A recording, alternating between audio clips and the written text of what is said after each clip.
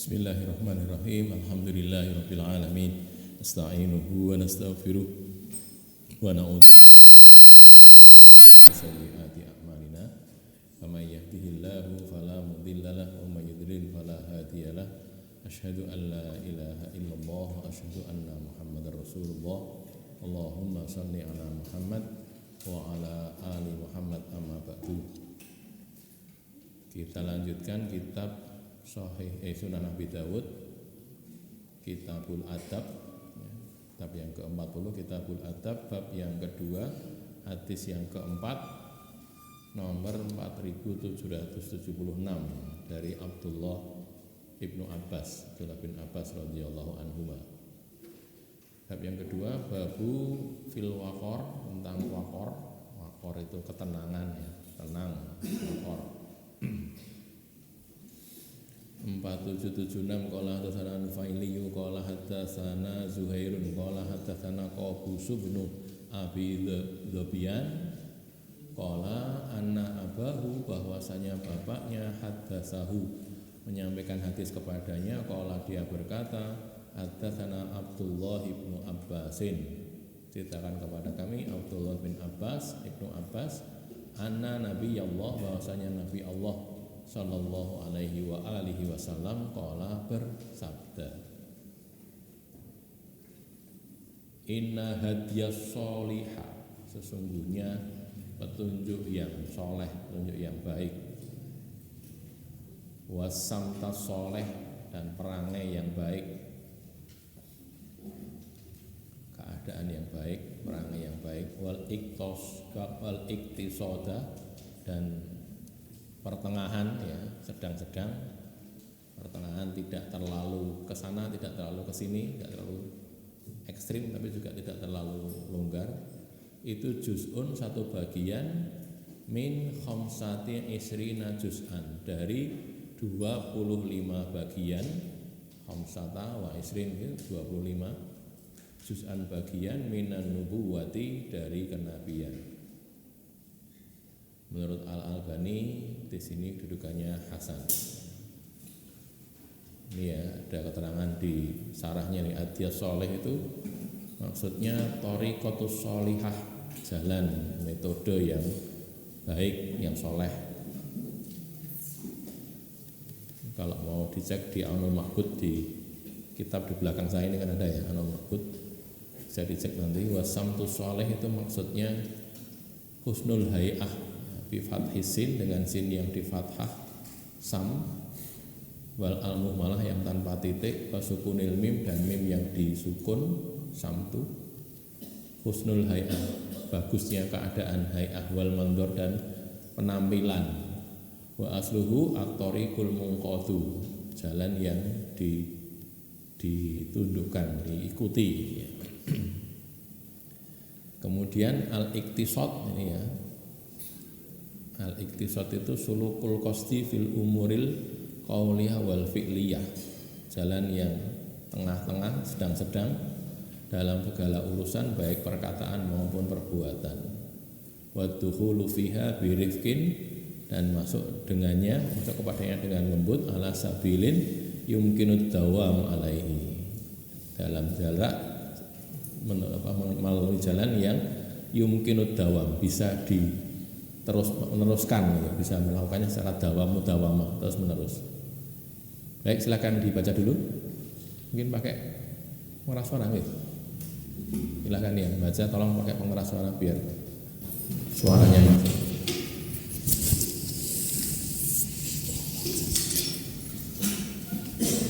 Silakan dibacakan salah satu maksud hadisnya.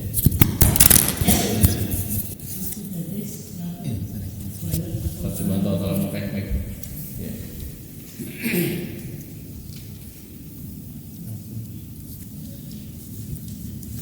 Maksud hadis: 1. Jalan atau cara yang baik-baik, tingkah serta penampilan yang baik-baik, dan kesederhanaan. Itu merupakan 1/25 kenabian. 2. Catatan: yang dimaksud di sini adalah keutamaannya, bukan berarti bahwa kalau misalnya ada orang mempunyai sifat-sifat keutamaan itu secara lengkap, 25 macam lalu menjadi seorang nabi. Pengertian yang dapat diambil darinya: 1. Orang dihasut untuk melakukan, meniru sifat, kebiasaan dan perbuatan para nabi sejauh tidak ada kekhususan. 2. Orang dapat saja meniru sebagian dari sifat-sifat utama para nabi meskipun tidak dapat mencapai kedudukan yang sama. Takhrij, jar dan ta'dil hadis dhaif karena ada rawi bernama Qabus Mukhtalaf. Dalam Kutubus Sittah dikatakan Hasan. An-Nufaili, dia adalah Abdullah bin Muhammad bin Ali bin Naufal bin Zara Abu Ja'far An-Nufaili, wafat 234 Hijriah. At-Tahdhib juz 11 halaman 335 nomor 2032. Kemudian juz 6 halaman 16 sampai 18 nomor 21. Syekh Abu Dawud dan lain-lainnya selain Muslim. Ulama mensikotkannya. Sikot ini An-Nufaili, juga disebut Ibnu Nufail. Zuhair bin Muawiyah bin Hudaij Abu Khaisama Al-Kufi,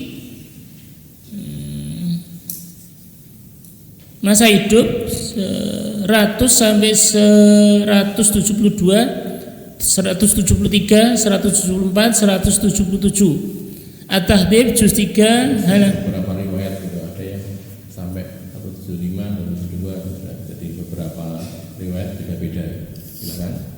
At-Tahdhib juz 3 halaman 351 sampai 353 nomor 648. An-Nufaili meriwayatkannya darinya, ulama mensikotkannya. Hanya saja ada celaan karena dia yang menjaga papan Zaid bin Ali tatkala disalibkan. Sikot. Dulu ya. Jadi kita lihat rawi-rawinya dulu. Yang pertama An-Nufaili. An-Nufaili ini kan yang di awal gurunya Abu Dawud.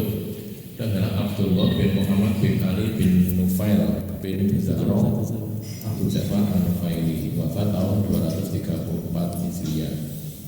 Lalu dia itu gurunya Abu Dawud dan juga guru ulama-ulama hadis lainnya selain Muslim. Imam Muslim tidak berguru kepada An-Nufaili ini. Ulama mensikotkannya. Jadi An-Nufaili ini juga disebut dengan Ibnu Nufail. Dan ini kan Abdullah bin Muhammad bin Ali bin Nufail, kan? Ibnu Nufail. Sebenarnya Nufail itu bukan bapaknya, tapi mbak buyutnya ya. Abdullah bin Muhammad ini bapaknya, Ali ini kakeknya, ini kakek buyutnya Ibnu Nufail. Kemudian Zuhair bin Muawiyah juga sikot. Zuhair bin Muawiyah ya. Ini meriwayatkan Nufail ini darinya, orang mensikotkan, tapi dia punya ada celaan karena dia menjaga papan penyalibannya Zaid bin Ali. Jadi dia ketika Zaid bin Ali itu disalib, dia jogo di situ, jogo ikut kelompok yang menyalibkan itu gitu. Itu jadi celaan bagi dia. Tapi walaupun begitu tetap sikot, tidak ada masalah. Berikutnya Qabus bin Abi Tabyan Al-Jamdi Al-Kufi, At-Tahdhib juz 8 halaman 305 sampai 306 nomor 553. Diperselisihkan oleh ulama. Sebagian memuji dan banyak pula yang mencelanya dalam perkara hafalan dan adalahnya. Dhaif. Ya, ini yang didhaifkan ini ya, Qabus bin Abi Tabyan. Ini kalau mukhtalaf diperselisihkan, biasanya kalau tidak bisa dihukumi, artinya tetap dalam keadaan ukhtulifa fihi gitu ya, diperselisihkan. Ada yang katakan dhaif, ada yang katakan sahih gitu, biasanya ditawakufkan. Ditawakufkan itu artinya ya dikatakan dhaif gitu, tidak dipakai hadisnya. Soalnya kalau bisa diputuskan misalnya yang mencela ini ada masalah pencelanya ini juga bisa. Jadi dia dicela oleh sekelompok ulama, tapi sekelompok ulama ini juga dicela karena dia mungkin dianggap berlebihan gitu ya, berlebihan, muta'anid misalnya, mutasyadid atau muta'anid bisa jadi juga diterima.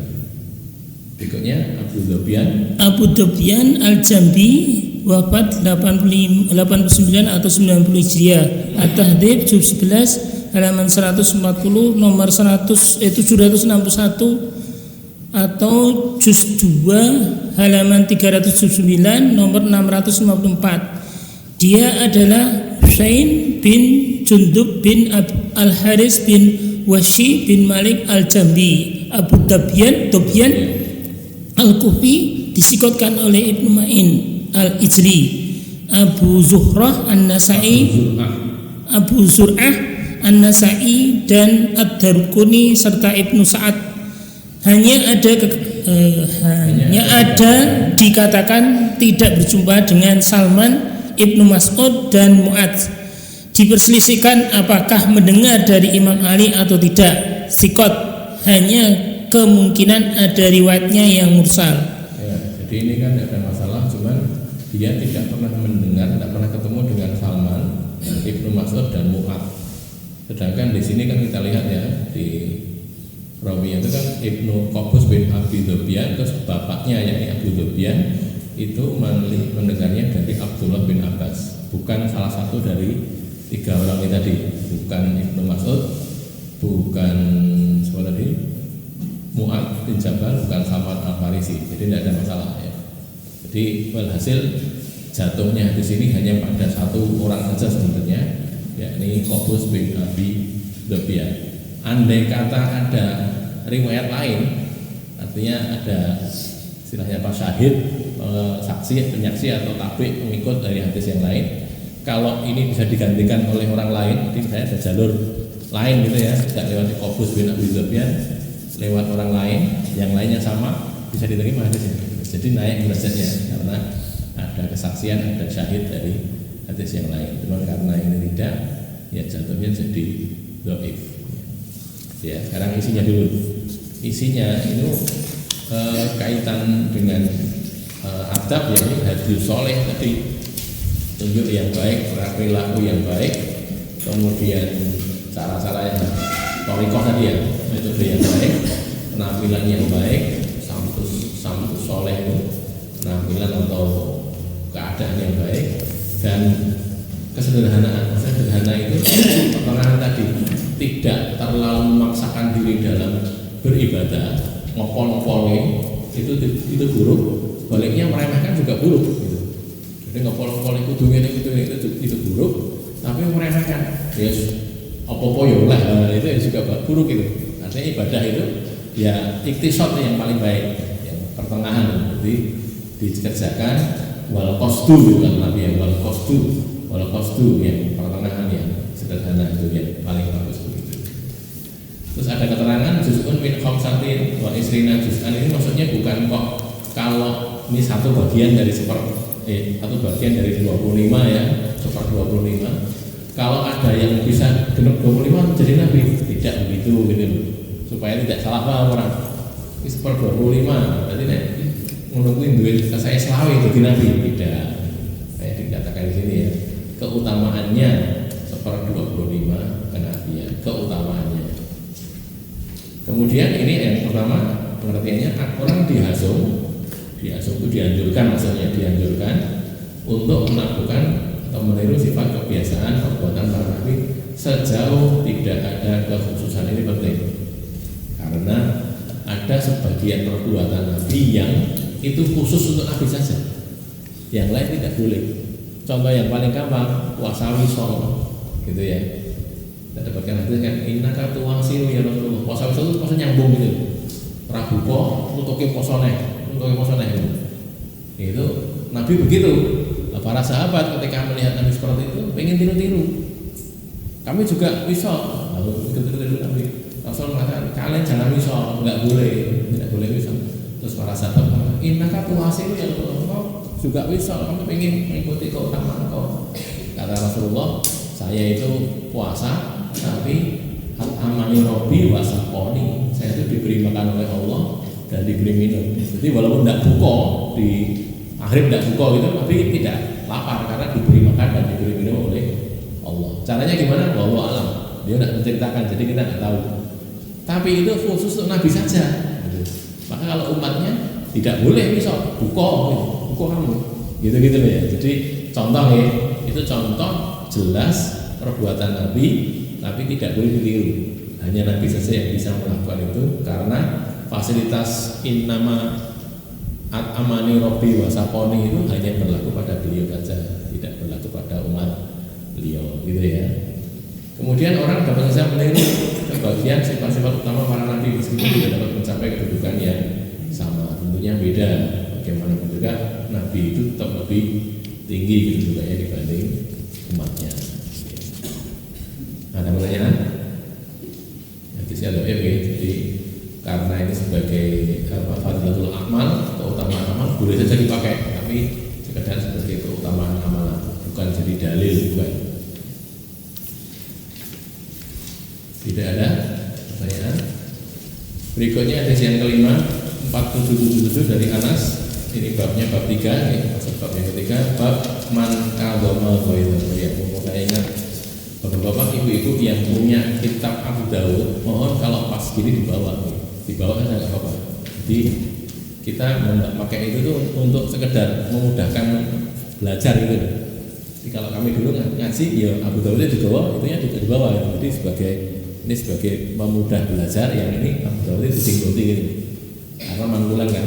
Saya Abu Dawud itu untuk jenggotannya, untuk di situ, untuk terjemahannya di situ. Tapi tetap dibawa, tidak ditinggal di rumah. Kalau kagungan ya, kalau nggak punya ya sementara nggak bawa nggak apa-apa. Kalau sudah punya dibawa saja.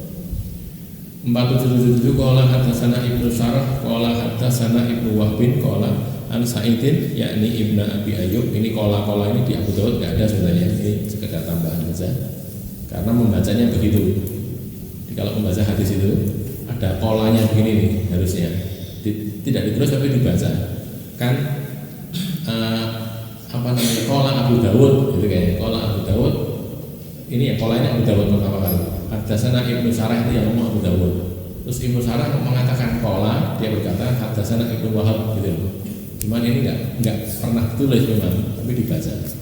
Saya ulangi ya, kola hadasana Ibnu Syarah, kola hadasana Ibnu Wahbin, kola an Sa'idin yakni Ibnu Abi Ayyub, kola an Abi Marjumin, kola an Sahli bin Mu'adzib, kola an Abi dari bapaknya, kola dia berkata anna bahwasanya Rasulullah sallallahu alaihi wasallam, ini wa ali ini di naskahnya beliau juga tidak ada, kita kan dalam tanda kurung nih.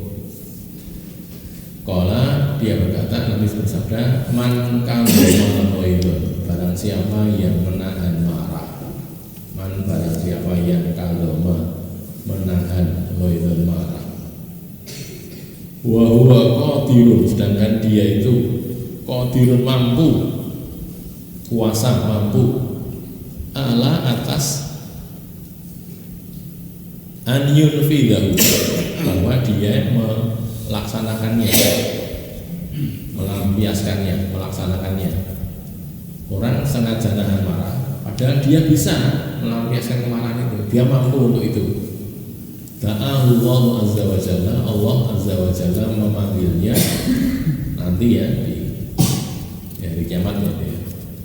Ta'allahu azza wa jalla ala ru'usil khalaiki, di depan para pemimpin makhluk. Ru'us sama dari ro'is, artinya pemimpin.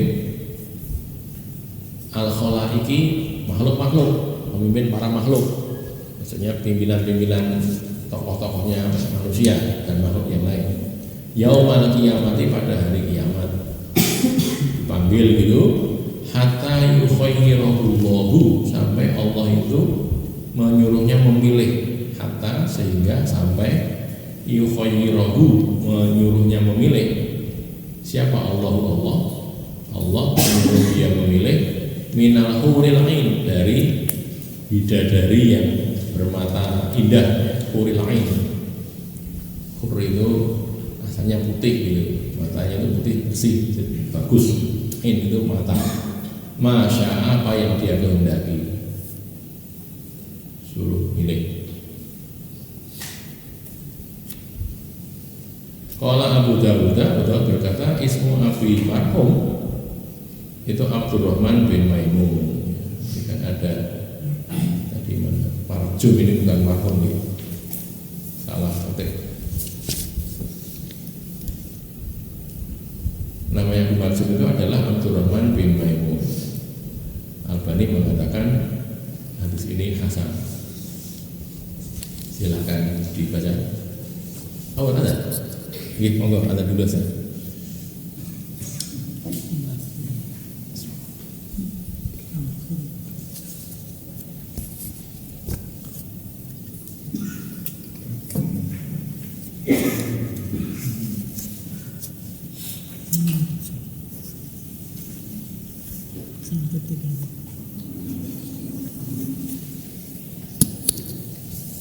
Allahu Akbar, Allahu Akbar.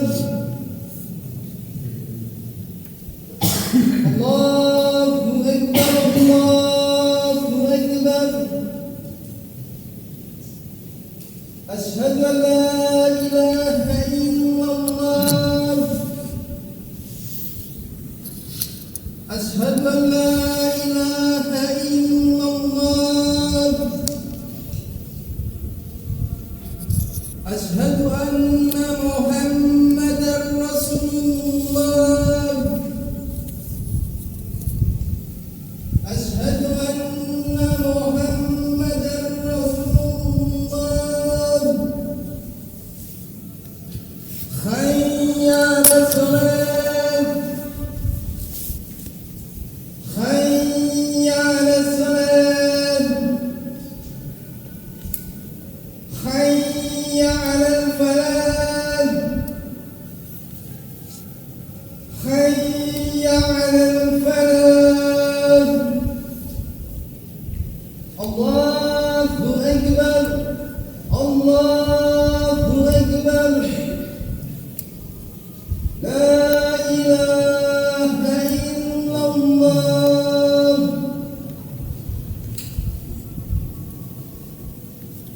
Baik, silakan dibaca.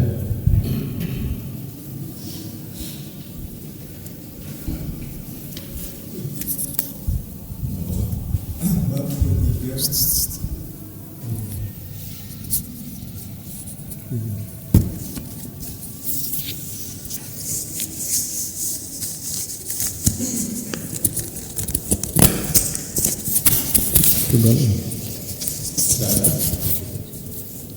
Bab ketiga, hadis kelima nomor 4777 dari Anas radhiyallahu anhu. Maksud hadis: 1. Orang yang menahan kemarahan padahal sebenarnya dia dapat melangsungkan atau meluapkan kemarahan itu, pada hari kiamat nanti akan dipanggil Allah di hadapan sekalian makhluk sebagai penghormatan. 2. Kemudian Allah menyuruh orang itu untuk memilih khurin len, khurin in, tapi kayak jadi L. khurin in yang dikehendakinya. Pengertian yang dapat diambil darinya: 1. Untuk perbuatan baik yang tidak semua orang dapat melakukannya itu, ada keutamaan tersendiri di hadapan Allah. 2. Kemampuan menahan diri dari kemarahan merupakan keutamaan yang dikaruniakan dan sekaligus dihargai oleh Allah. 3. Allah tidak akan menyia-nyiakan perbuatan baik hambanya.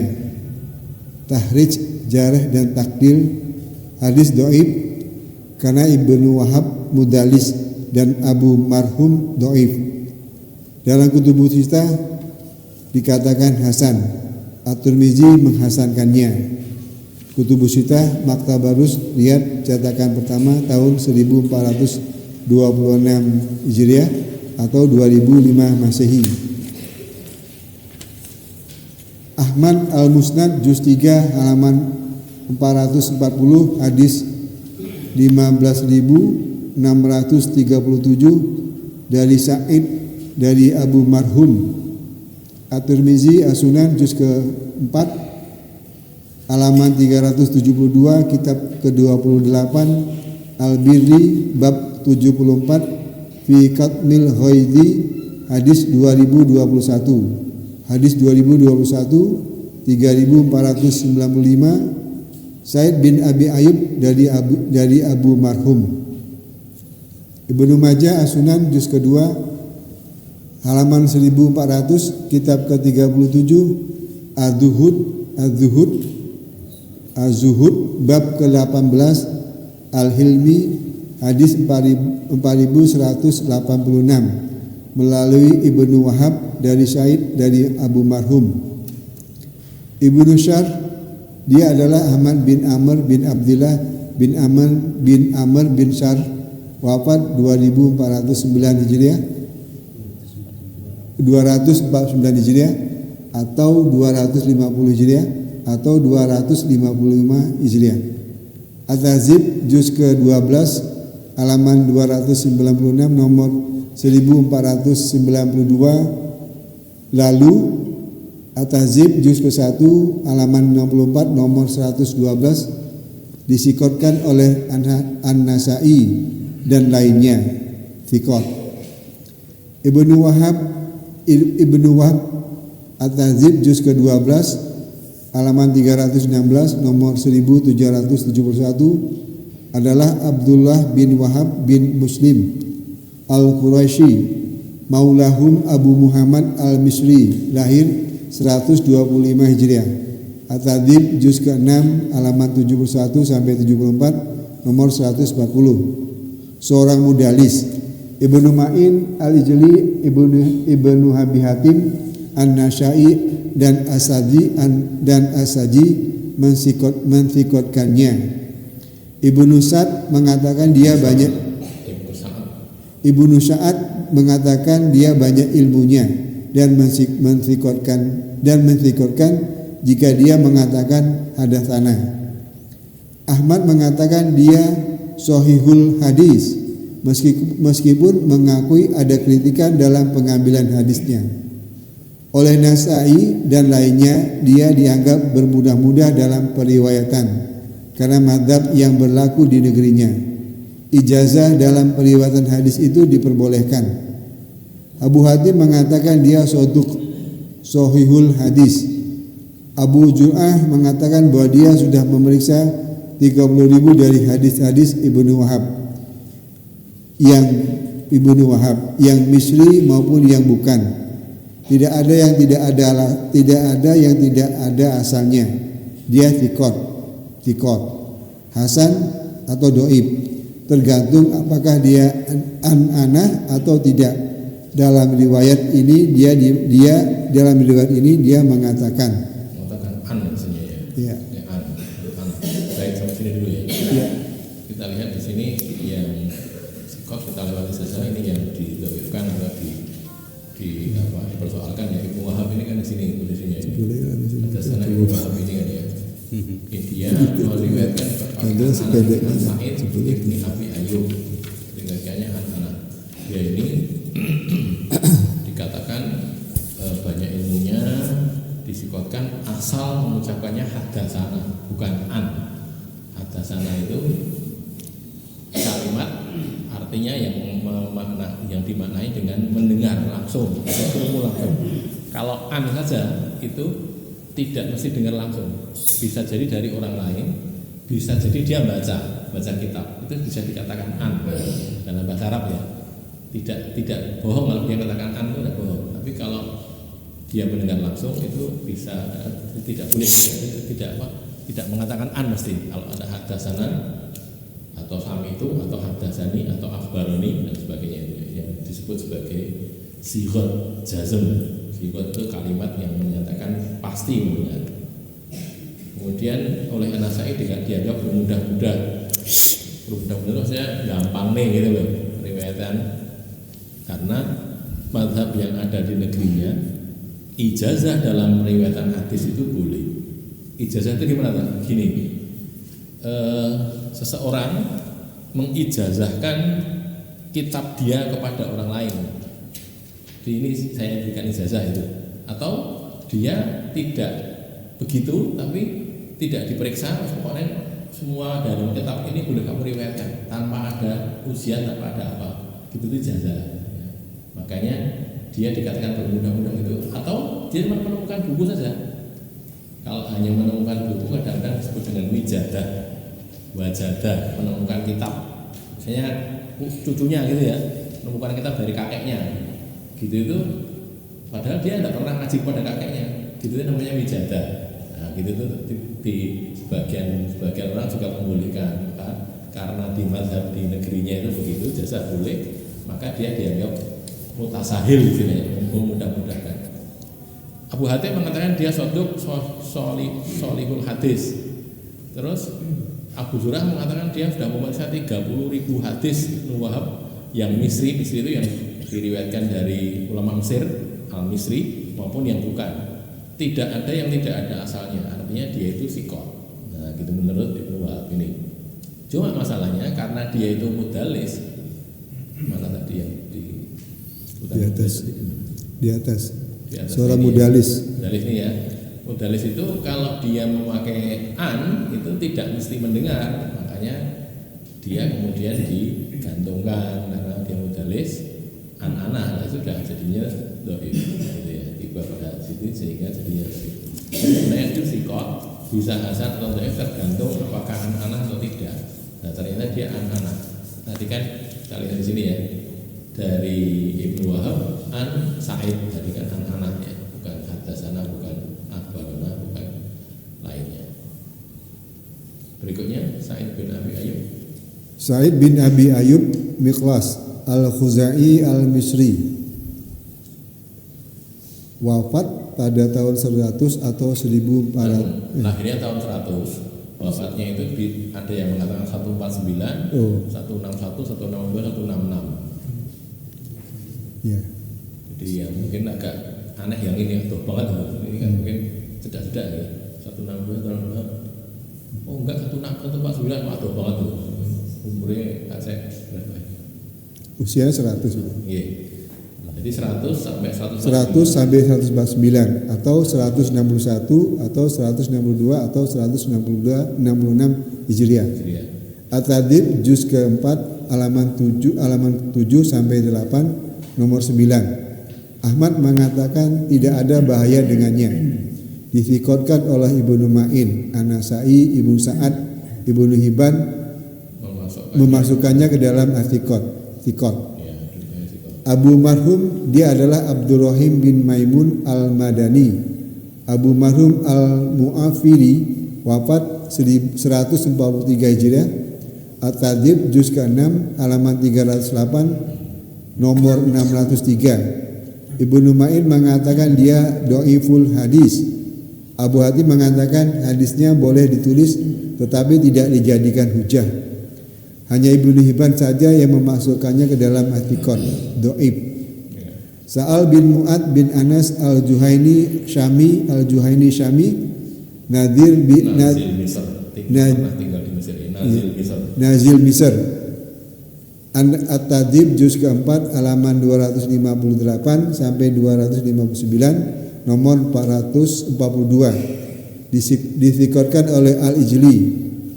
Ibnu Hibban mengatakannya ke dalam memasukkannya ke dalam Atikot, tetapi dengan tambahan bahwa riwayat Jaban bin Fa'id darinya tidak diambil iktibar darinya. Didoaibkan oleh Ibnu Ma'in dalam du'afa. Ibnu Hibban dikatakan dia mungkarul hadis jiddan, dhaif. Ya, ini agak berat ini ya. Jadi yang pertama Abu Marhum tadi bukan Abu Marjun, salahnya Abu Marhum, nanti kita cek. Jadi di situ dia ini dikatakan oleh Ibnu Ma'in dhaiful hadis. Abu Hatim mengatakan hadisnya boleh ditulis yuktabu hadisuhu tapi la yuktaju bihi, tidak bisa dijadikan hujah. Ibnu Hibban memasukkannya ke dalam Atikot. Sekedar sebagai pengetahuan, pernah saya sampaikan ya, Ibnu Hibban itu setiap ada perawi hadis, kalau dia tidak dapati jarahnya, tidak dapati ulama yang menjarah dia, itu dimasukkan dalam Atikot gitu. Jadi karena dia husnudzon, wong Islam ini mestinya ya sikot, nah gitu loh. Orang perawi itu mestinya sikot, artinya tidak mungkin bohong. Makanya kalau tidak ada jarah, tidak ada celaan atas seorang rawi, dia masukkan ke dalam Atikot kitabnya itu. Tapi Ibnu Hibban juga punya kitab namanya Ad-Du'afa. Atikot itu isinya rawi-rawi yang oleh Ibnu Hibban dikatakan sikot, masuk di situ satu jilid gitu ya. Terus Ad-Du'afa ada lagi Ya, ini yang kedua ini yang Sahal bin Mu'adz ini dimasukkan oleh Ibnu Hibban dalam Al-Du'afa, orang-orang dhaif. Yang ini agak berat ya. Jadi karena dia tidak diambil itibar, didhaifkan Ibnu Ma'in, sedangkan Ibnu Hibban sendiri masukkan dalam Al-Du'afa, plus mengatakan mungkarul hadis jiddan. Hadisnya ditinggalkan, mungkar, diingkari, sangat diingkari. Jadi alhasil dua ini tadi yang pertama yang Sahal bin Mu'adz bin Anas al-Juhani tadi menjadikan hadis ini dhaif. Kita beralih ke isinya dulu karena ini kaitannya masalah adab ya. Orang menahan marah, padahal dia sebenarnya bisa melangsungkan meluapkan kemarahan itu, maka pada hari kiamat dia akan dipanggil Allah di hadapan kalian makhluk sebagai penghormatan. Kalau menurut At-Tibi ya, innama humidal kalmu li'annahu qahrun lin-nafsi. Sesungguhnya al-kalmu menahan marah itu dipujikan karena dia itu qahrun lin-nafsi, memaksa dirinya, memaksa nafsunya, al-ammarati bisu, yang menyuruh pada keburukan. Nafsu yang menyuruh pada keburukan itu dipaksa oleh dia. Artinya dia sebenarnya bisa melampiaskan kemarahannya, onek-onek wong gitu ya, mampu untuk gitu, tapi dia nahan, sengaja menahan. Nah gitu. Maka walidzalika madahullah ta'ala, karena itulah Allah memuji mereka dengan kata-kata itu, wal kalimina ghaidha wal afina anin nas. Surat apa itu? Ali Imran ya. Ali Imran ayat berapa? 134 ya. Jadi cek lagi. Terus kemudian Allah menyuruh orang itu memilih kurin ini yang dikehendakinya. Cuman karena ini dhaif ya tidak bisa jadi dalil, ya sekedar sebagai keutamaan ya. Tapi jangan diyakini karena itu bukan tidak sahih gitu loh ya. Nanti ditagih, wah udah bener nahan marah, tapi kok orang kon milih nah di situ kok. Ya ini. Oh, nagih men gitu. Jadi begitu katanya yang jelas. Ini ya, terus ini tadi ada beberapa takhris, nanti kalau barangkali mau dicek ya, di sini kita punya At-Tirmidzi ada, Ibnu Majah juga ada. Ini yang At-Tirmidzi. Kalau kita pakai sambil lagi ini kan langsung muncul ya. Ini di sini. Tadi kan urusannya ke Abu Marhum tadi ya, kepada Abu Marhum yang disebutkan tadi tentang ini kan. Kita mau cari barangkali di tempat lain tidak melalui Abu Marhum, ternyata ya walhasil sama di Sunan Tirmidzi sebenarnya yang ini. Sunan Tirmidzi 20021 ini juga Sa'id bin Abi Ayyub, terus Haddatsani Abu Marhum juga ada di sini juga. Kemarin ada Abdurrahim bin Maimun, bagian mengatakan Abdurrahman, bagian mengatakan Abdurrahim bin Maimun. Nah ini yang 2021 yang Tirmidzi ini ya.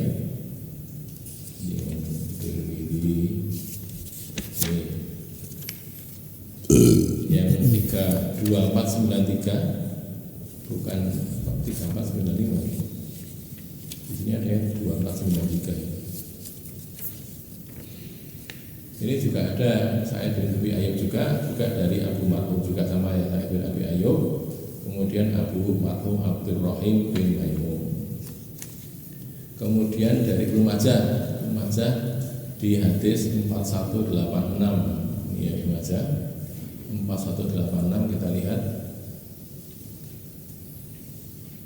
di sini dari Sa'id bin Abi Ayyub sama juga dari Abi Marhum. Jadi hasil kembalinya juga ke situ sehingga ya tidak bisa dibantu atau dinaikkan derajatnya dari arah lain.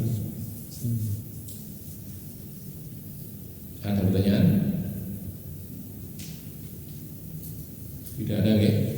Berikutnya bab yang ketiga, hadis yang ke-6 4778 dari seorang sahabi, juga dijelaskan siapa. Bab yang sama, bab man kadzama itu 4778 qala hadatsana Uqbah bin Mukramin qala hadatsana Abdurrahman yakni Ibnu Mahdi qala an Bishri mestinya ini 778 di kitab yang ada yang bawa kitab bunyinya apa? Bishri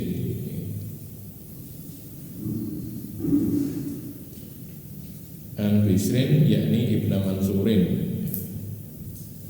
Qala an Muhammad bin Ajlan, qala an Suwaid bin Wahab, qala an rajulin min abna'i ashabin Nabi, dari seorang laki-laki dari kalangan anak-anaknya sahabat Nabi. Jadi nggak dijelaskan siapa, pokoknya anaknya sahabat gitu ya. Nabi SAW an abihi, dari bapaknya, jadi sahabat berarti, dari anaknya sahabat, dari bapaknya, jadi dari sahabat. Qala, dia berkata, qala Rasulullah sallallahu alaihi wa alihi wasallam nahwahu, semisal dengan yang di depan tadi, misal dengan hadis sebelumnya. Qala, Rasul menambahkan mala'ahullahu amnan wa imanan. Jadi sama dengan hadis yang tadi, suruh pilih tadi ya, dipanggil depan makhluk, terus disuruh milih bidadari yang dia sukai, terus tambah di sini ada tambahan mala'ahullahu, Allah memenuhinya, Allah memenuhi pada dirinya amnan, keamanan, rasa aman, wa imanan, dan iman, memenuhi keamanan, rasa aman dia dan imannya. Terus lam yadkur kisota da'ahullahu, tapi yang di sini tidak disebutkan Allah memanggil dia. Tidak ada kata-kata da'ahullahu ala ru'usil khalaik, tadi tidak disebutkan di hadis yang ini. Zada, dia menambahkan, ada kata-kata sabda Nabi lagi, wa man taraka lubsa saubi jamalin, wa man taraka, dan barang siapa yang meninggalkan, waman, dan barang siapa yang taraka meninggalkan lubsa saubi jamal, memakai pakaian yang indah, pakai pakaian baju yang bagus, wa huwa yaqdiru alaihi, sedangkan dia itu mampu untuknya, mampu untuk membeli pakaian yang bagus tadi. Qala Bishrun, juga bukan Bisharun tapi Bishrun. Bishr berkata, ahsibuhu qala, aku menyangkanya berkata, menyangka Nabi maksudnya, jadi dia menyangka gurunya mengatakan begini, mengatakan tambahan apa itu. Jadi urutannya man taraka lubsa saubi jamalin wa huwa yaqdiru alaihi, terus tutuke itu ya tawaduan, karena tawadu. Orang mampu beli baju yang mahal, baju yang bagus, tapi tidak dia lakukan. Kenapa? Karena tawadu, gitu loh. Bukan karena apa? Karena tawadu. Kasahullahu, Allah akan memakaikan kepadanya hullatal karomah. Hullah itu baju dengan satu setel gitu loh. Jadi atas bawah. Kalau kita ya celana pakai baju, karena kan rida dan izar ya. Izar itu sarung, rida itu selendang yang dipakai di atas. Itu namanya hullah. Tidak disebut hullah kecuali sepasang, setel. Kalau satu potong saja bukan hullah. Allah memberinya satu setel pakaian karomah, kemuliaan. Wa man zawwaja lillahi ta'ala, dan barang siapa yang menikah lillah, karena Allah Ta'ala, nikahnya lillahi ta'ala, karena Allah Ta'ala, tawajjahullahu tajal muluki, Allah memberinya mahkota, Allah memberinya mahkota tajal muluki, mahkotanya raja. Jadi bagus untuk target nih, tapi sayangnya doif. Umul Albani doif. Terus api-api hadisnya doif. Bagian itu. Nah, ya yang doif. Seperti saya katakan dulu ya, kalau Abu Dawud itu kalau ada di babnya yang di bab satu bab tertentu tidak ada hadis sahihnya, beliau masukkan hadis doif juga. Tapi tidak mengatakan ini sahih, tidak mengatakan ini tetap doif. Cuma bagi beliau, bagi Abu Dawud ini, berdalil kepada hadis doif itu masih lebih baik daripada menggunakan ra'i, gitu loh maksudnya. Ra'i itu pikiran sendiri gitu, mikir dewe, timbang mikir dewe, yang hadis doif baik. Sampai ada cerita karena apa itu, orang ngaji gitu, ngaji hadis, terus karena menemui doif itu, kemudian malam harinya itu dia ngimpi.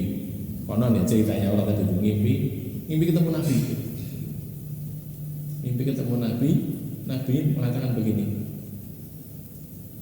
hadisi walau kana dhaifan. Jadi Nabi itu ngomong gitu, katanya loh ya, untuk ceritanya wong mah ya, tenan ora. Kuwi hadisku kuwi walaupun dhaif. Nabi ketika gitu katanya gitu. Ngopi ngomongnya ini lho, hadisi walau kana dhaifan. Wah ya boh ya Nabi tenan ora ya. Jadi apa namanya, karena nemu hadis dhaif itu ada yang susah. Kok ya dhaif sana apik-apik hadis tapi kan dhaif. Iya, jadi bukan murah ya. Itu meriwayatkan lagi. Aku perlu Nabi ngomong ini ya, tidak boleh bermimpi ya. Silakan dibaca.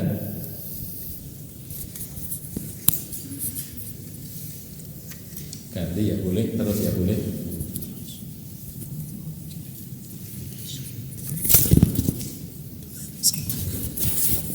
Saya baca saya.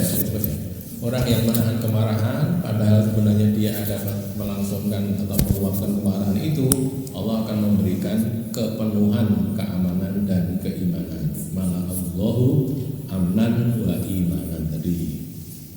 Orang yang mau membeli atau mengenakan pakaian bagus tetapi dia tidak mau mengenakannya karena rasa tawadhu itu ya anda kasar merendahkan diri, maka Allah akan mengenakan kepadanya pakaian dari jannah, dipakaikan pakaian dari jannah dan memuliakannya, memuliakan dia. Lalu orang yang menikah atau menikahkan orang lain dengan niat karena Allah, maka di akhirat nanti Allah akan mengenakan kepadanya mahkota raja, tajul muluk tadi ya, tajul muluk, dipakaikan mahkota raja. Catatan, menikah karena Allah maksudnya adalah menikah dengan niat untuk menjaga agama atau menjaga kehormatan dirinya dan atau orang lain. Pernikahan ini bisa jadi dianggap oleh sebagian orang sebagai menurunkan derajat pribadinya. Kenapa? Karena menikahi orang yang dalam tingkatan masyarakat umum dianggap lebih rendah dari dirinya, gitu ya. Misalnya strata sosial ya, kok seorang kuliahan, orang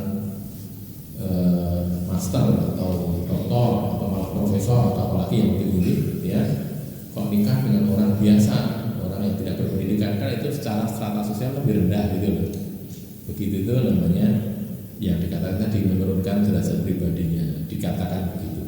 Demikian juga dengan orang yang menikahkan orang lain, niatnya lillahi ta'ala, itu juga akan mendapatkan hal yang sama. Pengertian yang dapat diambil darinya, setiap perbuatan baik itu mesti akan mendapat imbalan yang lebih baik di dunia atau di akhirat. Mesti ada imbalannya begitu. Menahan diri dari kesenangan atau kenikmatan yang tidak harus dilakukan di dunia, ya, bukan yang harus dikerjakan ya, tidak harus, boleh iya boleh tidak gitu. Pakai baju tadi loh, kalau apa ini mau kutu toh, ya kutu gitu kan. Di dunia ini dengan niatan karena Allah akan mendapat ganti kebaikan di akhirat. Perbuatan yang pada asalnya mubah akan menghasilkan pahala dari Allah jika dilakukan niat ikhlas karena Allah.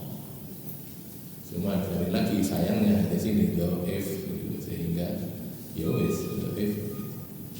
Mungkin yang kita cek yang di dhaifkan saya ini ya, di yang terakhir ini kan, karena yang pertama ada Muhammad bin Ajlan, ini yang atasnya masih sikot-sikot ya, kita lewati dulu saja. Muhammad bin Ajlan Al-Madani Al-Qurashi, wafatnya 148-149. Tahun wafat gini nih, itu ya penting, karena kita jadi tahu ada kemungkinan enggak ini ketemu dengan gurunya gitu. Sekedar sebagai tambahan, yang misalnya ini Bishr bin Mansur As-Salimi. Bishr bin Mansur ini kan, Bishr bin Mansur ini kan, ini ketemu enggak dengan orang besar, dengan Muhammad bin Ajlan ya. Ini dia wafatnya tahun 180 gitu. Ini wafatnya tahun 149. Kalau sudah ketahuan tahun lahirnya juga lebih muda ya. Jadi artinya masih ada kemungkinan ketemu gitu.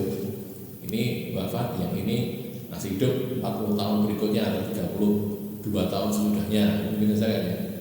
Nanti kalau tidak setel artinya tidak mungkin misalnya ya ini tahun sekian terus ini lahirnya tahun 151 misalnya lahir bukan wafat ya kan nggak ketemu itu ya ketemu lagi 2 tahun masuk iso meriwayatke hadis gitu loh maksudnya. Jadi semua ahli hadis itu hanya mensyaratkan mu'asyarah sezaman semasa. Jadi asal guru dan murid ini ada kemungkinan ketemu. Ada kemungkinan artinya gini, si murid ini tentunya ya cilik-cilik banget gitu loh. Sudah belasan tahun gitu, ada kemungkinan ketemu barang setahun 2 tahun. Itu mu'asyarah dalam satu waktu pernah ketemu bisa kemungkinan ketemu itu diterima, dianggap nyambung. Kecuali Bukhari. Satu-satunya ahli hadis yang mensyaratkan harus ada bukti ketemu itu Bukhari saja. Jadi gini contohnya ya. Kita sekarang ini kita kan sezaman dengan siapa misalnya yang mau terkenal sih Presiden Turki jadi apa? Erdogan. Semasa atau kita apa pernah ketemu? Berapa tahun ketemu kan? Gitu. Jadi semasa bertahun-tahun kita mungkin berapa tahun ketemu apa semasa. Tapi kan nggak ketemu kan? Nah itu kalau Bukhari harus ada bukti.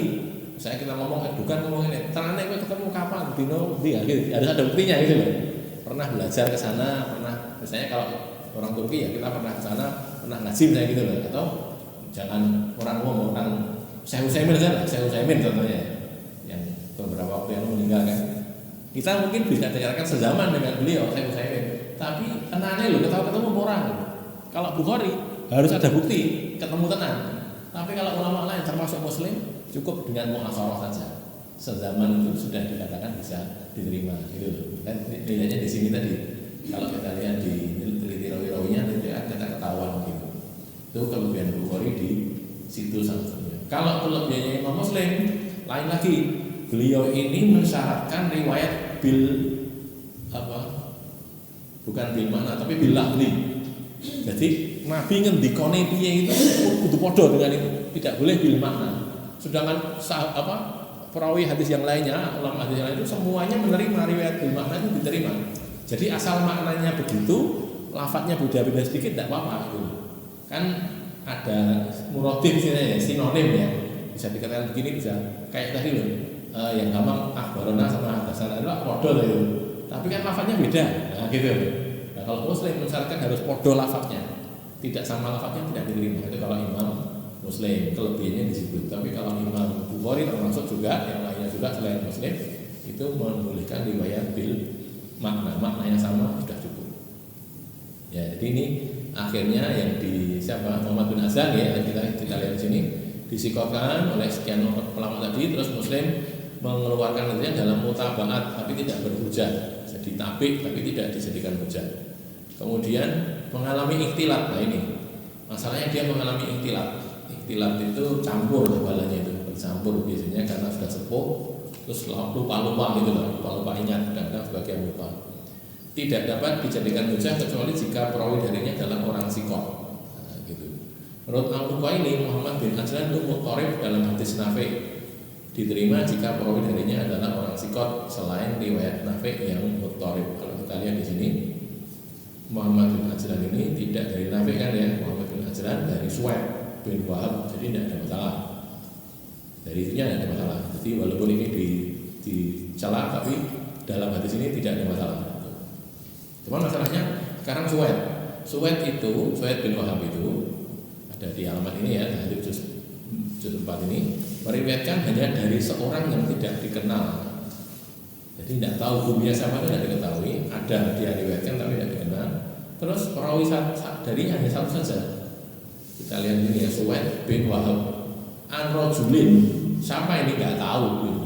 Rajulin laki-laki, itu kan laki-laki. Min abna'is ashabin Nabi, seorang laki-laki dari kalangan anak-anaknya Nabi, anak-anaknya sahabat Nabi SAW. Jadi dia meriwayatkan dari seorang anak, seorang laki-laki yang laki-laki ini adalah anaknya sahabat, gitu loh ya. Bisa jadi sahabat, bisa jadi tabi'in, tapi yang jelas dia anaknya sahabat. Anggaplah dia tabi'in, tapi kan belakangnya an Nabi dari bapaknya, dari sahabat Nabi. Cuman masalahnya tidak disebutkan namanya gitu loh. Jadi kan majhul jadinya. Jadi dia meriwayatkan hanya dari seorang yang tidak dikenal, ini rajulin tadi. Terus yang meriwayatkan dari dia itu hanya Muhammad bin Ajlan saja. Muridnya itu cuma satu, ini tok gitu loh. Ketahuannya ya, karena ahli hadis kan apal hadis sanadnya gitu. Tahu kan yang diketahui meriwayatkan dari Suhail itu cuma satu saja, ya di hadis ini Muhammad bin Ajlan ini saja. Gitu loh, tidak diketahui yang lain. Seorang rawi punya murid cuma satu, punya guru cuma satu, itu namanya majhul ain. Majhul ain, majhul orangnya itu majhul. Kalau punya murid dua, punya guru dua, namanya majhul hal, majhul keadaannya. Tapi walaupun majhul ain, majhul hal itu semuanya tetap boleh. Sudah ya, gugur di sini karena dia tadi sudah. Nah terus Rasulnya anak sahabat, siapa itu? Kalau dia anak sahabat berarti tabi'i gitu ya, tabi'i. Walaupun ada juga anak sahabat yang juga sahabat. Contohnya Umar punya anak Abdullah bin Umar, itu juga sahabat ya. Yang lagi Zubair punya anak Abdullah bin Zubair, itu juga sahabat juga kan ya. Jadi sebagian begitu, tapi yang lain-lain tidak, sebagian tidak dikenal nama maupun keadaannya, maka majhul dhaif. Kalau sahabat saja, misalnya ini langsung ke sahabat gitu tanpa melalui abnai sahabat, maka bisa diterima karena sahabat itu semuanya siqah, dipahami begitu. Jadi ada orang ngomong an ashabi Rasulillah, itu kalau betul begitu ya berarti diterima karena sahabat Rasul siapapun itu, nggak peduli siapa saja diterima riwayatannya gitu ya. Cuman masalahnya ini dari anaknya dulu, dari anaknya sahabat kayak Sopo Wiranti, terus dari bapaknya namanya ya sahabat tapi siapa juga tidak tahu gitu ya. Sehingga karena begitu keadaannya maka ini kedudukannya dhaif, tidak bisa diangkat menjadi hasan li ghairihi. Jadi takhrijnya tidak ada nih. Ini juga tidak dapatkan takhrij yang lain selain Abu Dawud. Jadi Abu Dawud meriwayatkan sendirian di sini. Ada pertanyaan?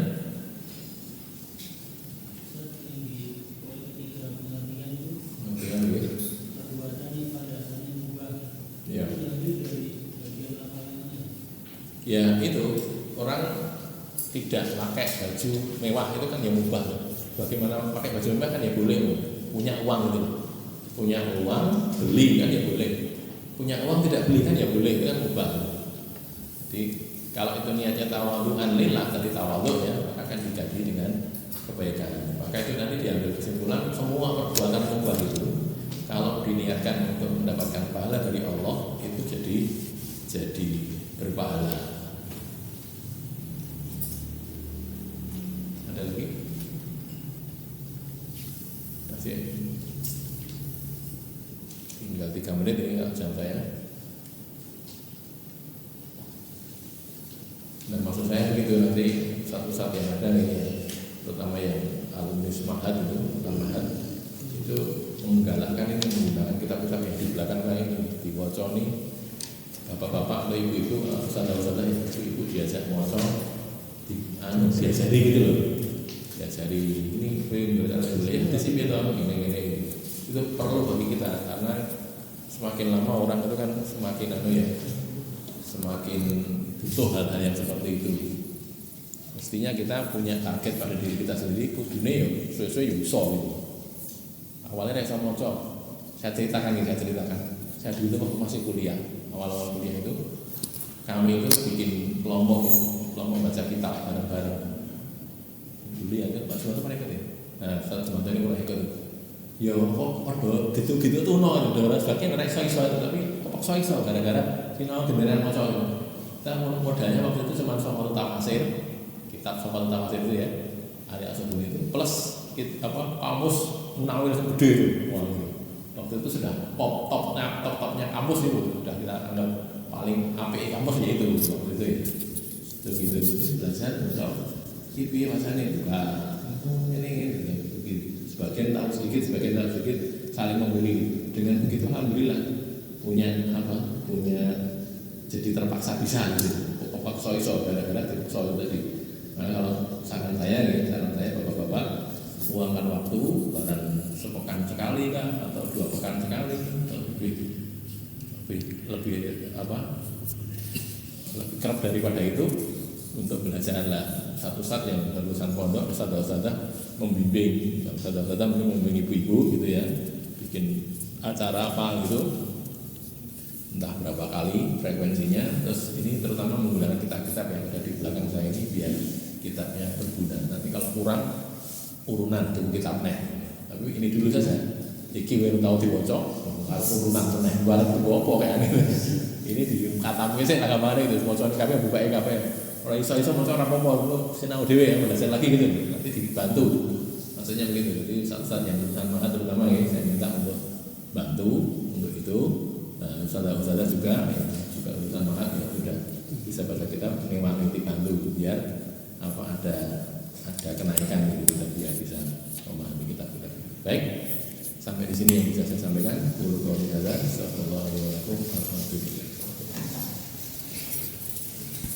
Silakan.